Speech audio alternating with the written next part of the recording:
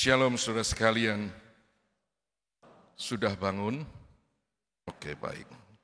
Jadi saya jadi semangat kalau Anda sudah bangun.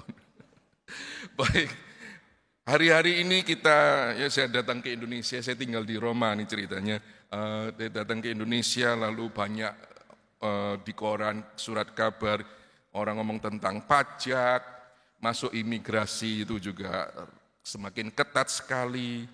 Lalu yang rame ini lagi PPATK, saya tidak tahu singkatannya apa itu, blokir rekening yang dorman. Banyak rekening dorman disimpan situ, duitnya situ diblokir. Lalu rame, rakyatnya tidak setuju, marah dan sebagainya. Semua sedang berbicara tentang harta, tentang duit. Dan Injil hari ini berbicara tentang harta, sesuatu yang sama. Luar biasa. Jadi inspirasi dari Tuhan Allah selalu hidup. Kita bertanya, kalau ada reaksi sedemikian rupa dari rakyat tentang rekening yang diblokir itu, lalu kemudian mengapa pejabat-pejabat itu memblok itu dan sebagainya, pentingkah harta itu? Kita mungkin bertanya gitu. Kalau dijawab secara ekstrim, orang mengatakan tidak penting. Saya kira tidak, harta itu penting. Penting. Kalau tidak punya duit, mana bisa beli bakso, beli nasi, beli sambal untuk makan. Penting, harta itu penting, harta itu diperlukan, harta itu baik. Ya. Tapi untuk mensupport hidup kita, mendukung hidup kita. Ya, jadi ada banyak kebaikan di dunia ini yang harus kita hargai, termasuk salah satunya adalah harta milik. Tetapi yang penting di sini, mengapa nanti kita mendengar Injil hari ini begitu kritis terhadap harta? Ya, apa yang salah dengannya? Yang salah bukan hartanya itu sendiri, karena fungsi dari harta, tujuan dari harta itu tidak ada pada dirinya sendiri itu. Artinya kalau kita mengumpulkan duit itu kan kertas yang punya nilai. Dari kertasnya sendiri itu tidak punya nilai apa-apa. Kalau tidak digunakan untuk sesuatu yang lain yang lebih baik. Maka harta itu baru berguna kalau harta itu mensupport kehidupan kita, mendukung kehidupan kita. Apa kesalahan orang kaya di dalam Injil pada hari ini? Kesalahannya ada satu, yaitu ketika hartanya banyak, ia tidak menggunakan harta itu untuk mensupport baik mungkin bagi dirinya sendiri orang lain. Lalu dia berkata, "Hai jiwaku," waduh ini bahaya ini, menyentuh jiwa ini. "Tenanglah, makanlah, minumlah, istirahatnya. Bebas aku sekarang dengan hartaku." Allah berkata, "You fool. Malam ini engkau mati." Lalu hartanya tidak punya apa-apa. Tidak jadi apa-apa pun.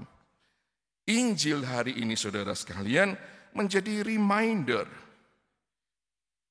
Kalau kita menjadikan harta bukan sebagai sesuatu yang mensupport hidup kita, membantu hidup kita, membantu hidup orang lain, tetapi menjadi tujuan hidup kita.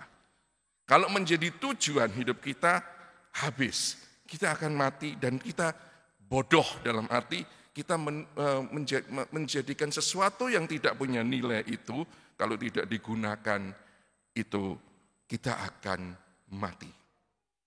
Saudara sekalian yang terkasih, mengapa orang akan mati? Ya mungkin cerita ini kan hanya perumpamaan, cerita dari Injil suci hari ini hanya perumpamaan.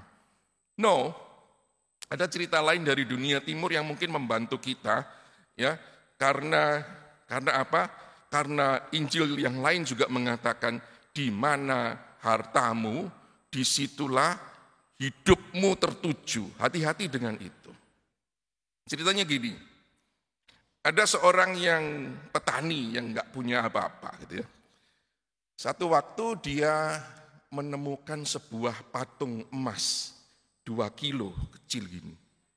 Lalu dia terkejut karena menurut tradisi patung itu ada 100 buah patung yang seperti itu. Maka dia mencoba menggali lagi tanah di sekitarnya. Dia temukan lagi. Istrinya senang banget. Suaminya dapat harta banyak itu istrinya senang banget kan. Wah, dapat uang.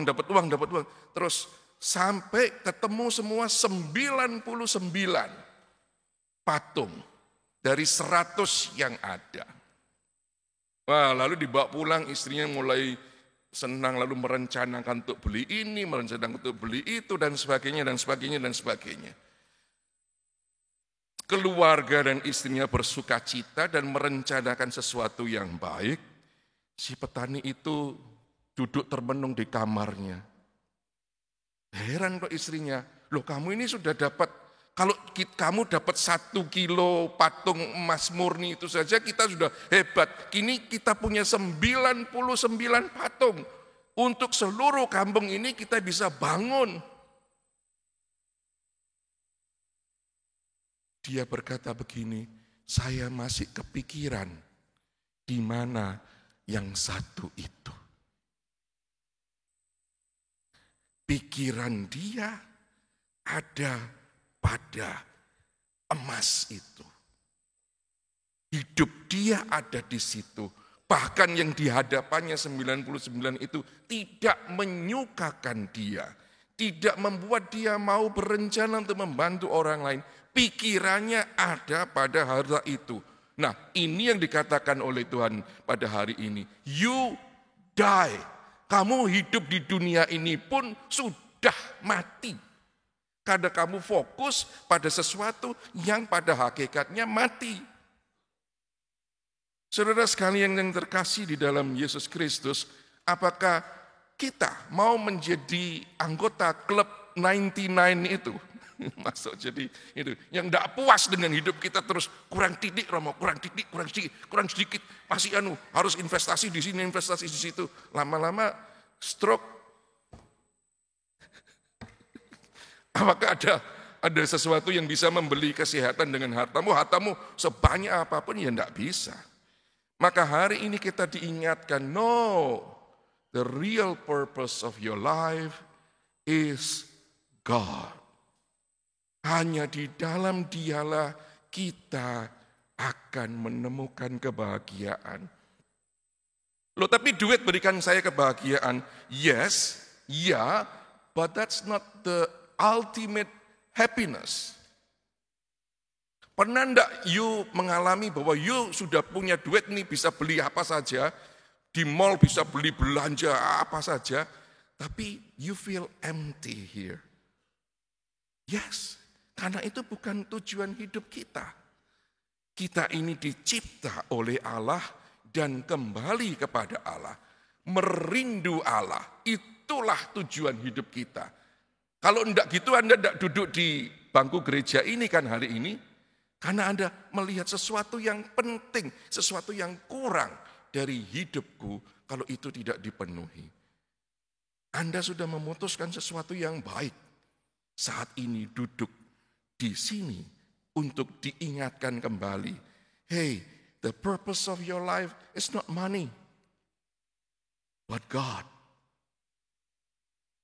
Hari ini saudara sekalian, kita diajak untuk mengumpulkan harta surgawi. Harta surgawi bukan hanya untuk kita berdoa saja tanpa buat apa-apa. No, bukan itu maksudnya. Harta surgawi adalah selain berdoa, menjalin relasi yang lebih dalam lagi dengan Allah, kita juga tidak lupa menggunakan apa yang sudah dikaruniakan kepada kita oleh Allah. Meskipun sedikit, bagi hidup kita menjadi lebih baik dan orang lain. Kita gunakan untuk membangun kerajaannya di dunia ini. Berbagi. Itu kata-kata yang penting. Kalau diajak gereja berbagi itu bukan kok gereja ini cuma sosial-sosial, enggak. Gereja mau mengingatkan kita, no, that's not the purpose of your wealth. The purpose of the wealth is to be diffused. Ada pepatah Latin itu mengatakan bonum diffusi fungsi visui. Kebaikan itu mau tidak mau membagikan diri. Kalau you percaya harta itu baik, yes, gunakanlah seperlunya dan bagikanlah itu. Di situ engkau akan mengalami kebahagiaan dan hidup di dunia ini dan dalam kehidupan yang kekal. Itulah cara investasi, nabung demi kerajaan surga. Semoga Injil hari ini menjadikan kita umat Kristiani yang sejati. Amin.